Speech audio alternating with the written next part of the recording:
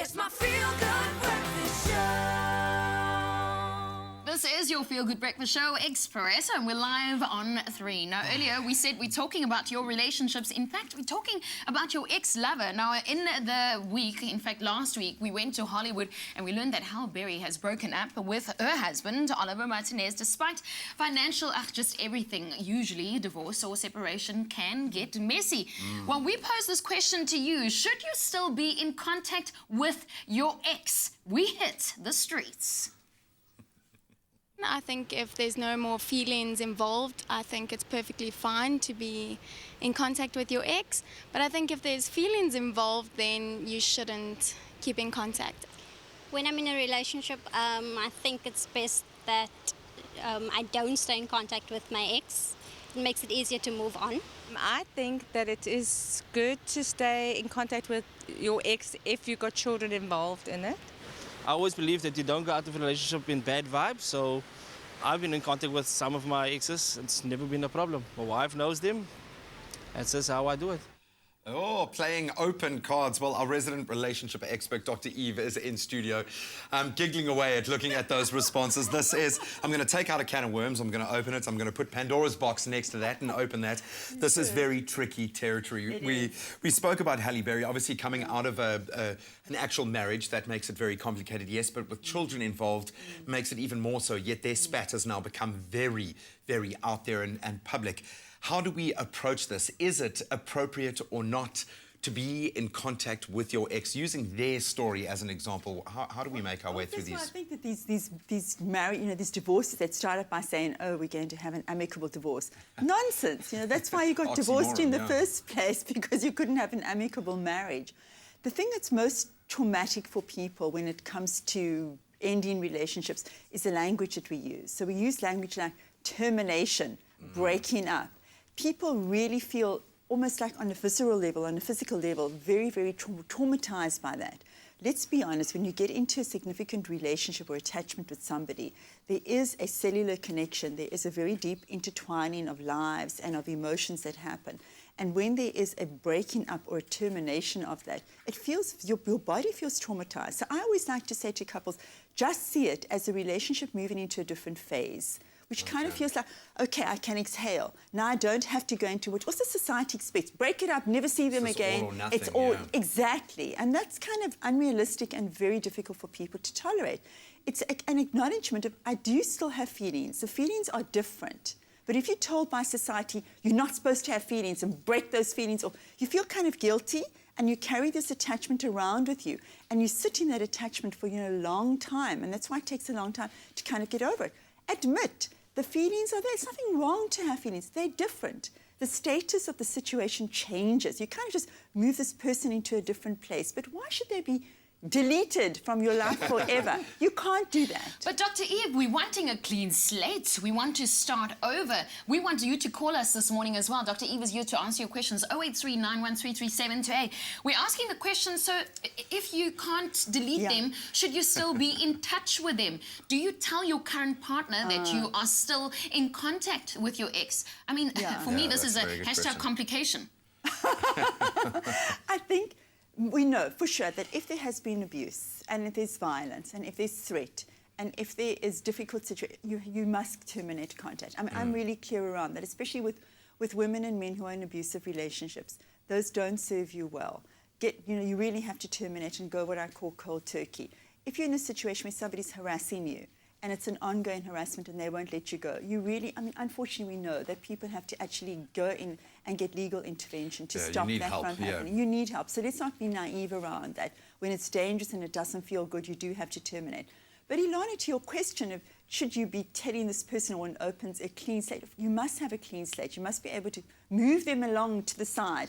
Take your time to heal however long it takes. And most importantly, tell the new partner or the new person that you're becoming involved with about the fact that there is this person still in your life, or I'm still Facebook friends with them, or I'm still having an occasional tweet Yeah, I with think- them. Facebook has changed the whole look of online it. changes the game completely. Absolutely, absolutely. And it kind of leads into my next point. Now, we see a lot of cross-pollination of social groups, not just online, but friends. Yeah. Now, how do you approach that? Who gets which friends? Do you decide and split them down the middle? What's the right approach? Friends kind of feel that they've gone through a divorce or a breakup, a change in relationship status with you, and they feel very, very torn about who they should be aligning themselves with. Ideally, they say, I'm going to be friends with both of you. It doesn't happen that way. Yeah. It really happens that one person is usually sidelined. It depends on who started the friendships and where the common interests lie. And people also like to say, well, look, I'm disengaging with you because there are too many reminders, and I'm actually re-engaging with a new set of friends. Or it might be an opportunity to create new friends as well. Dr. Eve, I want to talk more about this. We're talking about relationships this morning. Your ex-lover, 0839133728. We also hit the streets. We asked, what do you do with the friends? Do you share, divide them, or do you keep them all? I don't think that dividing friends in a relationship is up to us. It's up to the friends, whether they want to stay friends with whoever they want to. My friends is my friends and your friends is your friends when we get divorced, I suppose. I don't necessarily think you can divide friends up. I don't think you can own a specific person. It's unfair if we were both friends with the same people. I think we should both be allowed to see those people at different times. Or maybe we should just state it in the divorce decree. That's mine and that's mine. But we're not getting divorced. No. You got nervous there. Yeah, I know. Thanks for all of those contributions, though.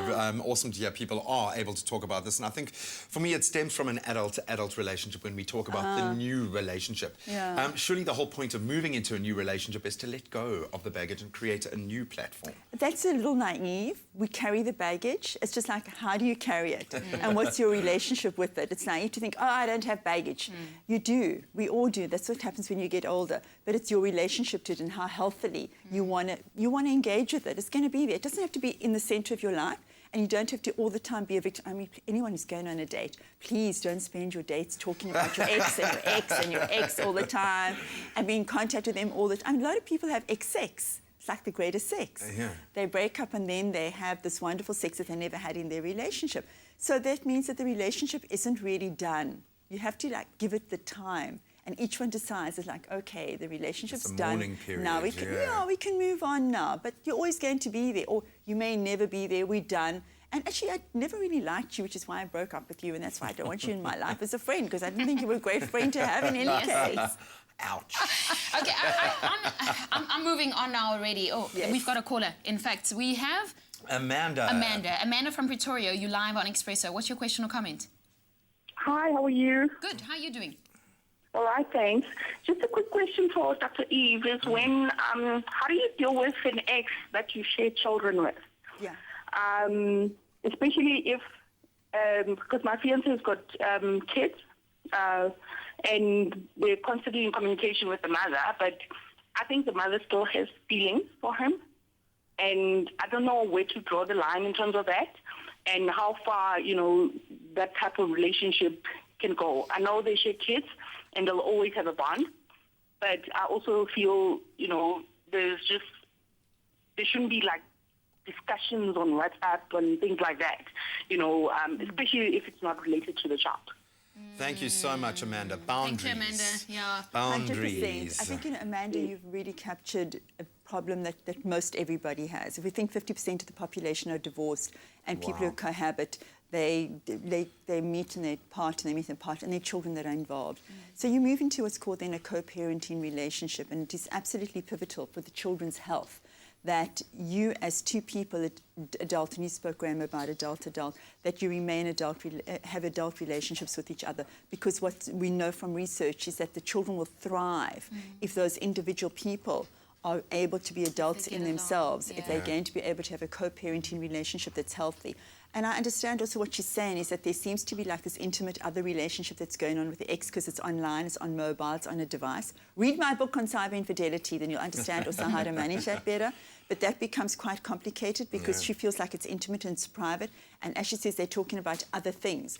I kind of say to clients is that when those children are old enough, why are you still talking to the wife? you should be able to communicate directly with the children at a certain age, and then you delete that possibility of having to have, because the other person could be saying actually there's still feelings, and then all the intimacy comes through, and the new person feels really as if it's just an invasion. You have to put boundaries in place, very, very firm boundaries. Just quickly to touch on it, if the kids are small, what advice can you give Amanda? I mean, surely you could draw a line in the sand and say to the ex, if it's not related to the kids or money, we don't want to hear about you, right? Well, I think that even money shouldn't be discussed every single day. I bought a pencil. Don't forget to give me the 10 rand. No, I hear you. Okay, Dr. Eve, stay with us because we have to go to an ad break. Yeah. Just quickly, we're going to talk more about your questions and comments on 0839 133 728. And we're going to take an ad break. Dr. Eve will stay with us. We'll be back after this.